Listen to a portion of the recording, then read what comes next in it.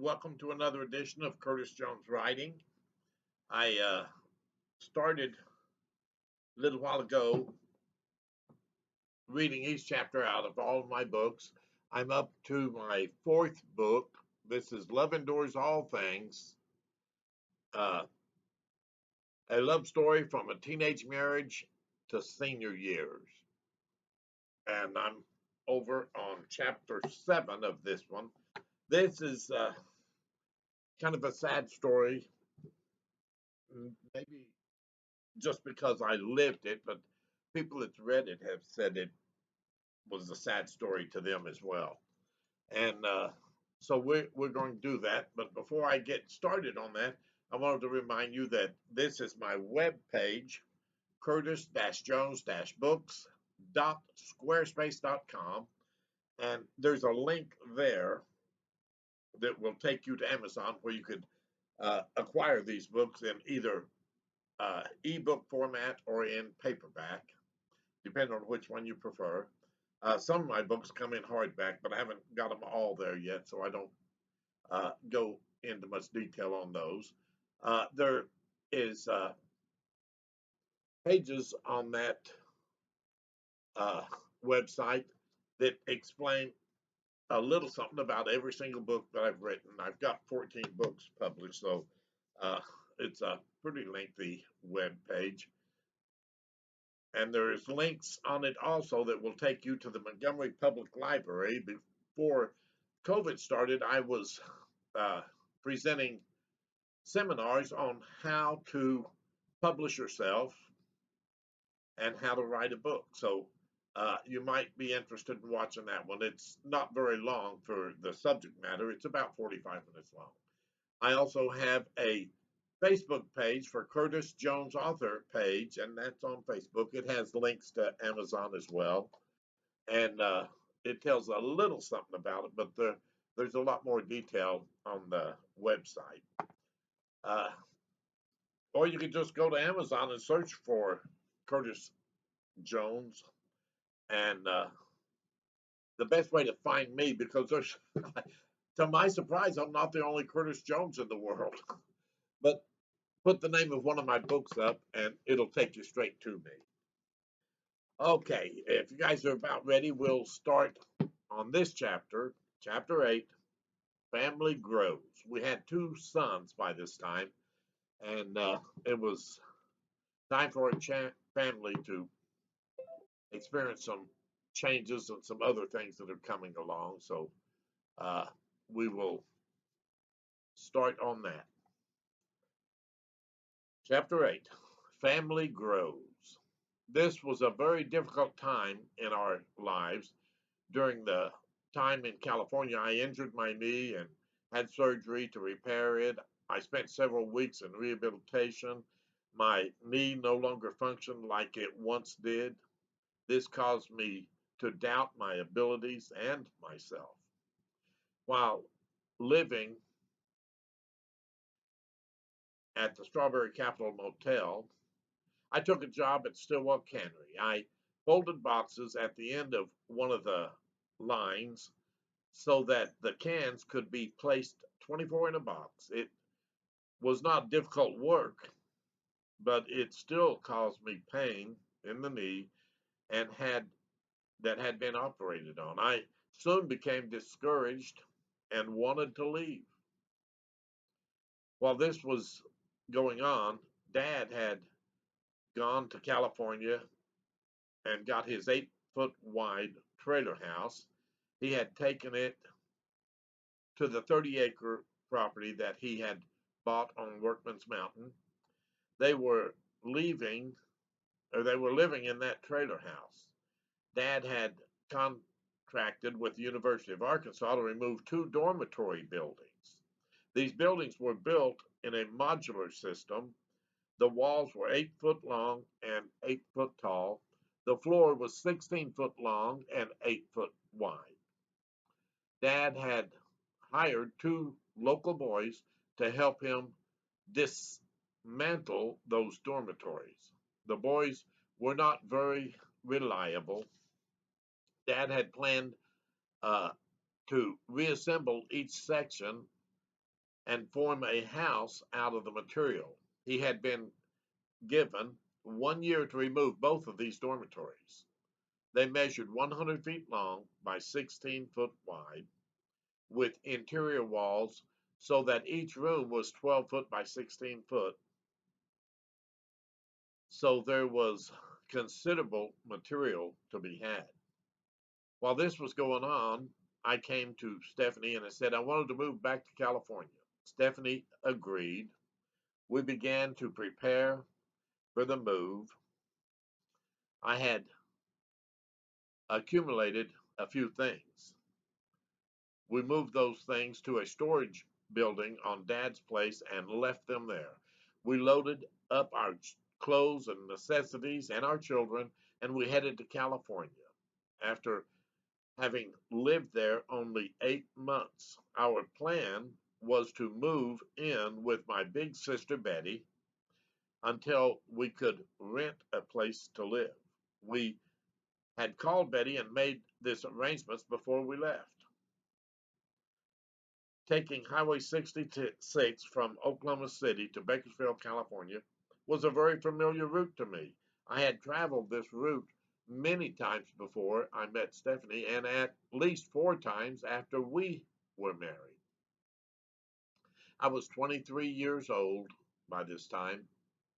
I was afraid to I wasn't afraid to embark on any kind of adventure. Stephanie was a few months pregnant with our third child by this time. The trip to California was completely uneventful. It took us 2 days to travel the great distance, 1,500 miles. I traveled by day and by night. We got to Betty's house about 5 in the afternoon. We hugged and said our hellos. We had not seen her for about a year. She welcomed us with open arms. Betty and Rick, her husband, had a 3 bedroom house. They had 3 children by this time. They were boys, and Stephanie and I had 2 boys ourselves. The first thing we did when Monday morning came around was to go to the Department of Human Services. Stephanie and I applied for aid to families with dependent children. We were told we qualified. Within 2 weeks, we were receiving a check. Stephanie and I talked about me going to college. The program would have paid for that. We rented a small house. We had moved out of Betty's house before the month was up. I became homesick and lonesome to see my family. I became very restless. I wanted to go back to Oklahoma. I began to look for another car to make the trip back. We had been there 3 months. I did not think my car would make the trip. It wasn't long until I found a 1963 Lincoln Continental with suicide doors.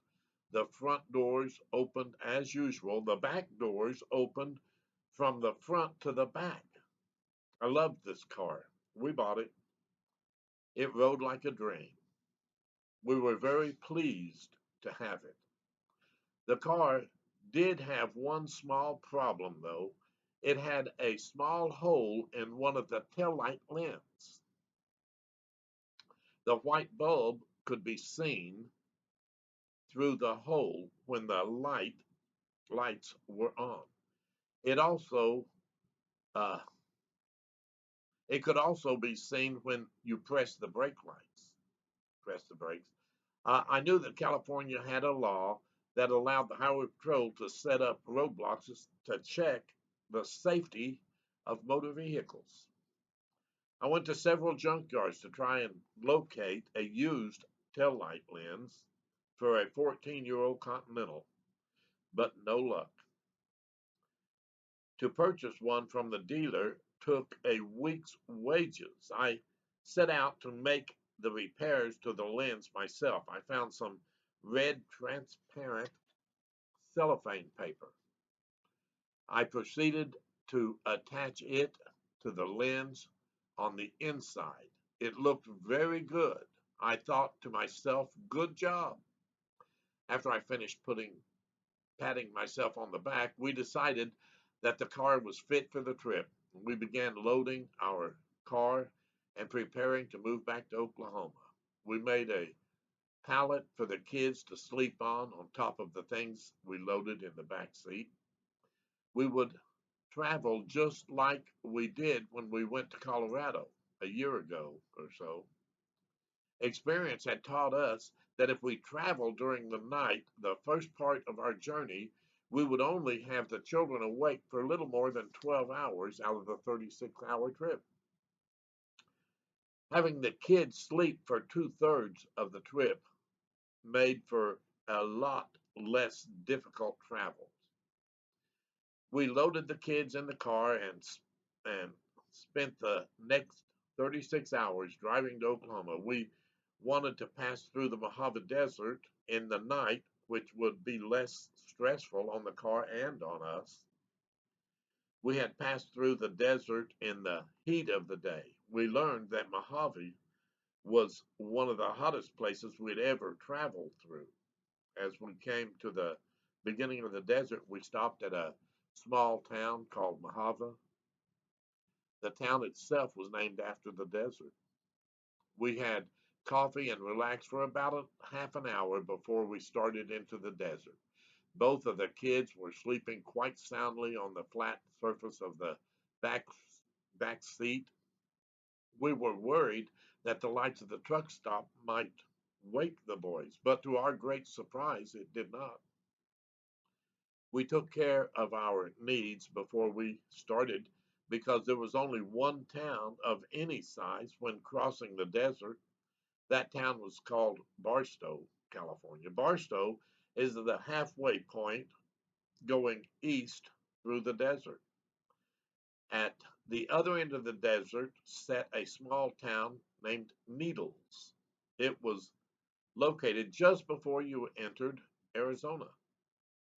From Barstow to Needles, we passed only two very small towns. One was Ludlow. It had one service station. The service station functioned as a garage, and there was a small motel. The motel had a diner for their guests. However, this time of night, when we crossed, everything would be closed. In that same section of the desert, there was a small town called Essex. It was given, it was even smaller than Ludlow. The highway through the desert was Route 66. It was a two-lane road, so you always faced oncoming traffic. At that time, not many people ventured through the desert in the middle of the night. Most cars carried a bag of water over the grill for safety.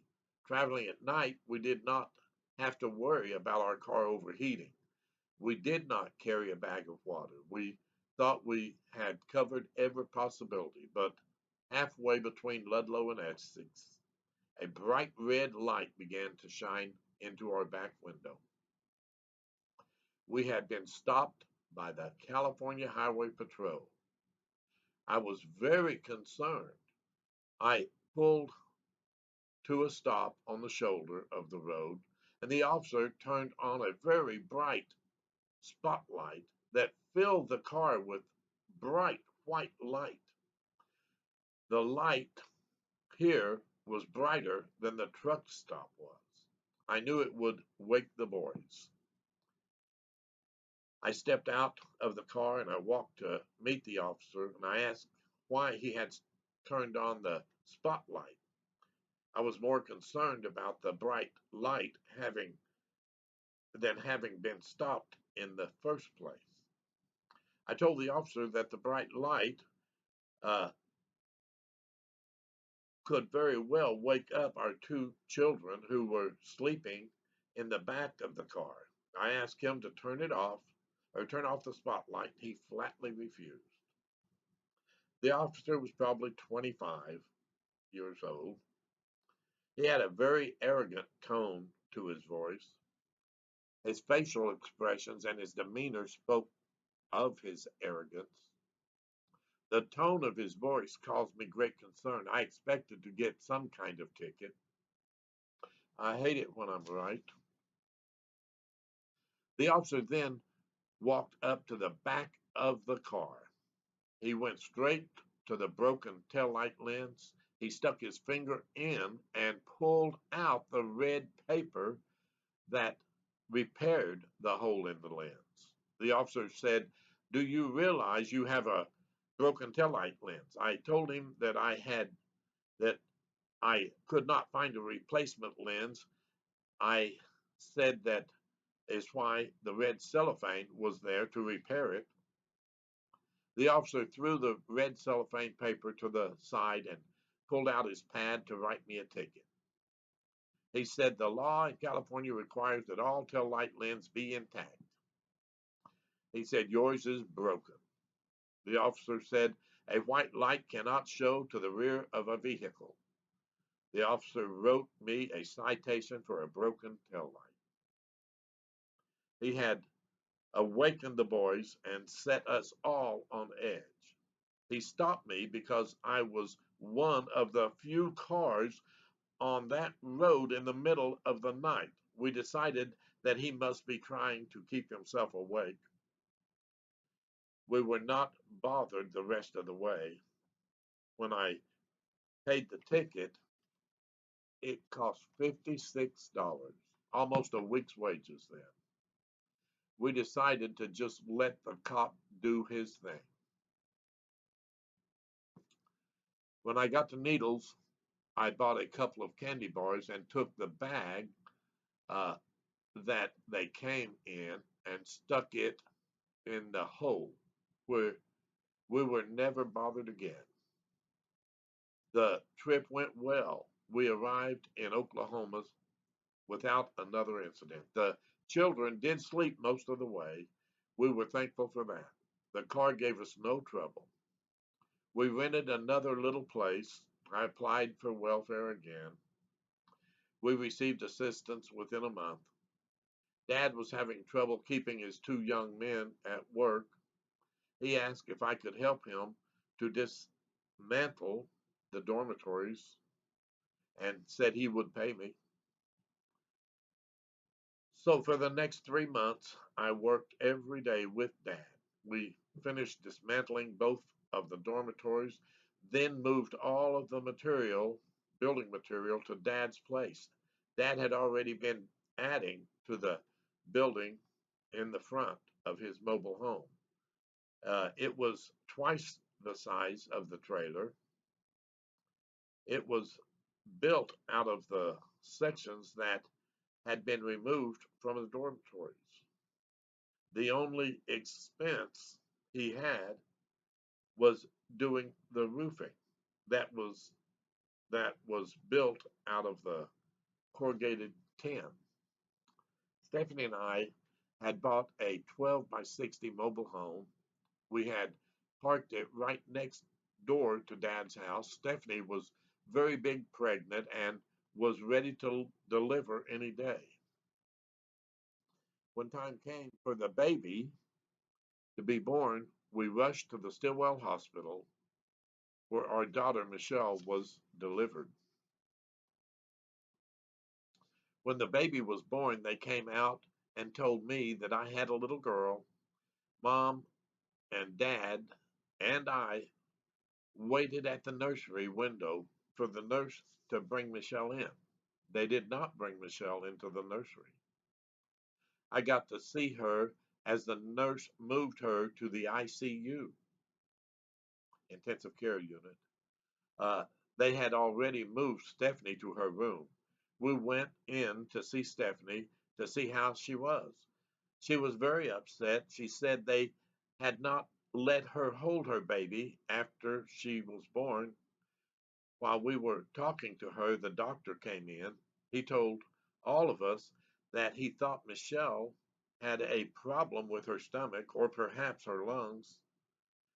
They said they would watch her that day and find out what was going on. The next morning, they released Stephanie to come home. But they would not release Michelle.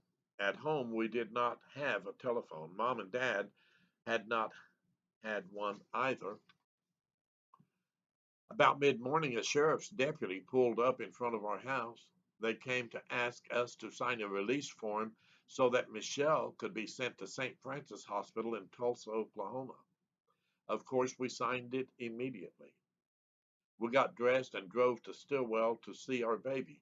Neither one of us had been able to touch her after she had been born.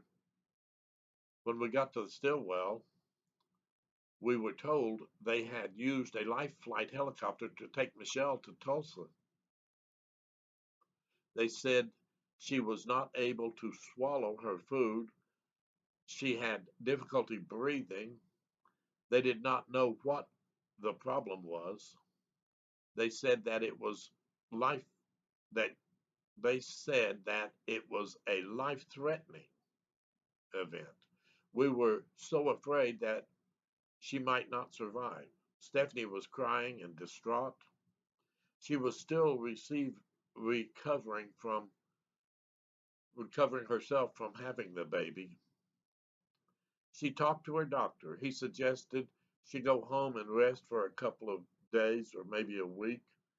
Uh, I could go to Tulsa so the doctor there would have a family member to deal with.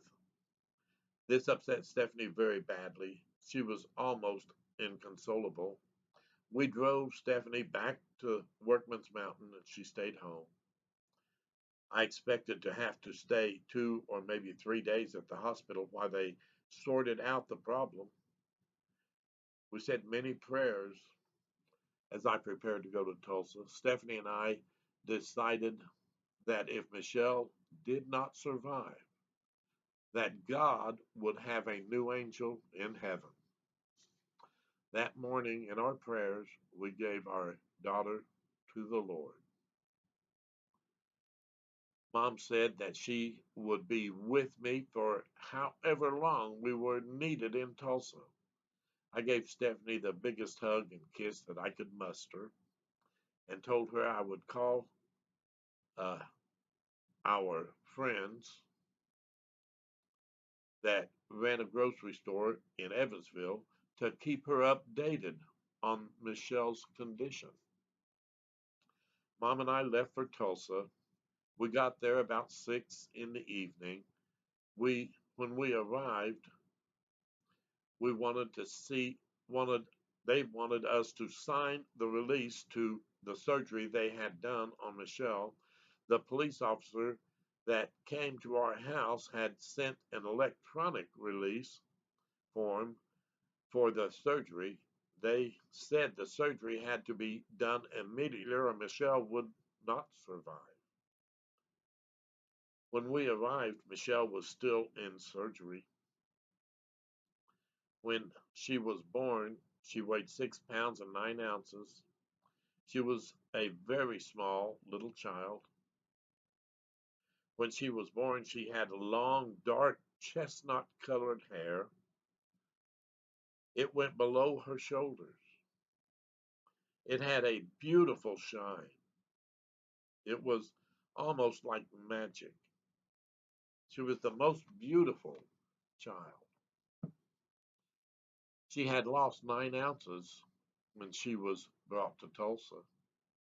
When the doctor came in to announce Michelle's birth, he told us I had a daughter. I made him repeat it 3 times because he had been telling us he thought we were going to have a son. Having a daughter was a wonderful blessing Stephanie, to both Stephanie and I. She seemed to be God sent. As they brought Michelle from surgery into the ICU at St. Francis Hospital, they invited me and Mom to go in to see her in her little airtight, perfectly sealed bed.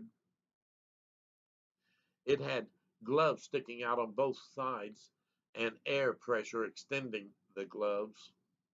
There was no way that we would be able to touch our baby otherwise. We looked at the helpless little child. She had a feeding tube cut into her stomach. an electronic monitoring wire attached to her fingers and her toes. She had IVs in the back of her hands and on her head. Her hair had been shaved to the top of her crown. She also had electronic monitoring devices on her forehead. They had a breathing tube up her nose. Altogether, this beautiful baby had 7 devices hooked to her little body. That would make a grown man cry to have seen it. I did. And my mother did too. I know it would have broken Stephanie's tender heart to have seen her baby this way. We were thankful she was not able to come and see Michelle this way. The problem that Michelle had was a deformity in her esophagus. Her esophagus went 1/3 of the way down to her or down her throat. It was capped off there. It was it went 1/3 of the way up from her stomach and it was capped off there. 1/3 of her esophagus was missing completely in the center. There were tubes that came off her esophagus and went into her lungs for her to breathe. She was able to breathe, but food was unable to pass to her stomach. They laid her on her side and cut her from her shoulder blade at her backbone to the center of her chest and laid her open so they could work. They, she had a scar that goes from the center of her chest to the center of her back, even today. Michelle would spend the next 5 weeks in St. Francis Hospital. The doctor told us if they had waited another 5 more hours, that there would have been nothing they could have done. It seems that a child starts growing the moment they are born. The doctor said that any more growth, the 2 ends of the esophagus would not have been able to be stretched so they could reach each other. Michelle was expected to have to spend 2 months in the hospital recovering from the surgery. When she was 3 weeks old and had been in the hospital almost that long, they were able to let her out of the ICU bed. We could finally hold her. Stephanie was able to come and to see Michelle when she was 2 weeks old. Stephanie cried all the way home, thinking about our baby. When we went to Tulsa 3 times a week to visit the baby. All 3 weeks. At the 3 week old, Stephanie was able to embrace her child for the first time. The tears of joy that flowed down Stephanie's cheeks made everyone in the room cry. The nurses and had gowns. I'm sorry, the nurses had grown. The nurses had grown to love Michelle because of her unique personality and her determination to live. The joy that comes from recovery is almost impossible to describe. Her recovery required several procedures when they went into her esophagus and expanded it so that the scar tissue that formed would not choke her as her little body grew. She did survive and she will thrive. After we got to bring Michelle home, our life became more normal. Stephanie calmed down much. The boys finally believed that they had a little sister. When Michelle was about 6 months old, I told Stephanie that I wanted to move back to California. Stephanie listened to me as I explained my plans to pick up and to go to California. After I had explained all that I hoped to do, she put me in my place with just a single sentence. Stephanie said, "You go right ahead. I will be waiting for you when you get back here." Uh, that was the first time Stephanie had said anything contrary to what I had planned. I really didn't know what to say. I knew she was right. If I had gone to California, I would have been back in Oklahoma probably within 3 months. That was the end of my gypsy phase. Uh, Pardon me. As the year wore on, I began to explore the hills that surrounded us. I found a very neat place about halfway down the mountain. The mountain went downhill in a very particular way. In a 50-yard distance, it may drop 200 feet. Then it would be flat for another 100 yards. We referred to that as stair steps to the bottom. I had found on one of the stair steps a large vine that hung from the top of one of those trees that looked to be 100 years old. It was very tall. The branches looked strong and firm, and I had a small hatchet that I carried when I walked into the woods. I used it to clear a path to where I was going so I could find my way back. When I found this spot, I got excited. I went back to the house and brought Stephanie down with me down to see the place. I had thought about building a house on this spot. I wanted to know what Stephanie thought. My brother Henry had followed us down uh, to the beautiful spot in the middle of the woods. It was still on Dad's property. I knew he would allow me to build a house there. I took the hatchet and I chopped the bottom of the large grapevine free from the ground, and I said this would make a wonderful swing. When you went out to the end of the swing, you would be 50 or maybe even 100 feet off the ground. My brother asked if he could swing on it. I told him, let me test it first and make sure that it would not break loose from the top of the trees. I grabbed hold of the vine and jerked on it several times. I decided that it was firmly attached to the top of the trees. I backed up and I ran toward the edge where the ground gave way under me, and I held firm to the vine. I went out 50 foot from the edge. At that moment, the vine released its hold on the tree. I guess my weight, compelled with the force of movement, was more than the vine could bear. When I reached the apex of my swing, I felt the grapevine break free. My forward movement had stopped completely, and my downward movement began. Fear took hold of me. I began to fall. I faced the sky. I could not see what was behind me on my way down. I probably fell about 30 feet before coming to rest. When I hit the ground, all the air in my lungs was forced out. I felt like I would pass out from the impact. My head was uphill and my feet were downhill when I landed.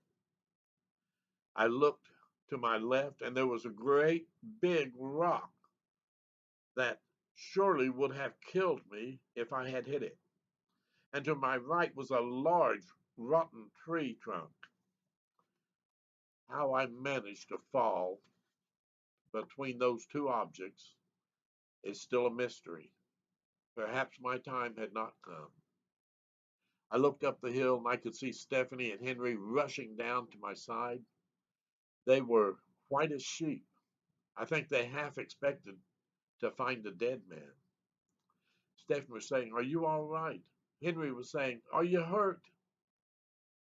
It took 2 or 3 minutes for me to be able to breathe well enough to speak. They seemed to sense that I was going to survive. They sat there with me while I caught my breath. When I tried to get up, I realized that I had destroyed my knee. I could not stand on it.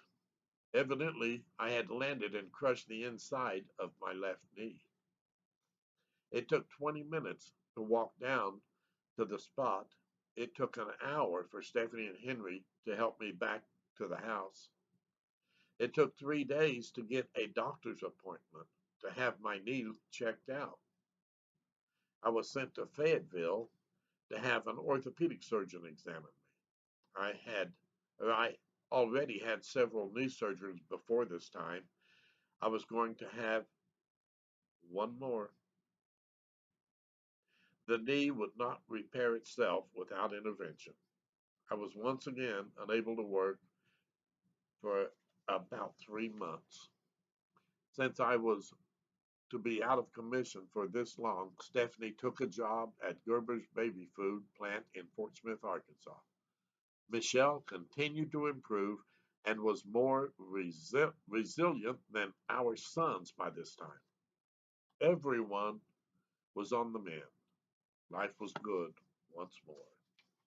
I hope you enjoyed this story. I hope it didn't make you cry, but if it did, I can understand because it makes me cry every time I read it. God bless you and keep you. And if you get in a hurry to hear these stories that I'm writing, you can go to my webpage or my Facebook and or even Amazon itself and get these books. They're really my life story, and I have had a very strange life. I guess if you've listened to my stories up till now, you know that. God bless you and keep you until the next time we see each other. Bye bye.